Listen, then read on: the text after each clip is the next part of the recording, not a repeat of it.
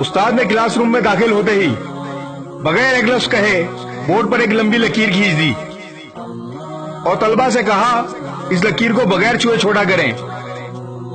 سب طلبہ پریشان ہو گئے کہ بغیر چھوئے اس لکیر کو چھوٹا کیسے کریں۔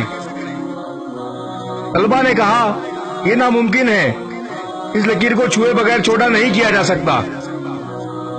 استاد نے طلبہ کو گہری نظر سے دیکھا اور بغیر کچھ کہے اس لکیر کے نیچے ایک اور بڑی لکیر کھینچ دی۔ یہ منظر دیکھ کر سب حیران رہ گئے۔ استاد نے پچھلی لکیر کو چھوئے بغیر چھوٹا کر دیا تھا۔ طلبہ نے آج اپنی زندگی کا سب سے انمول سبق سیکھا تھا،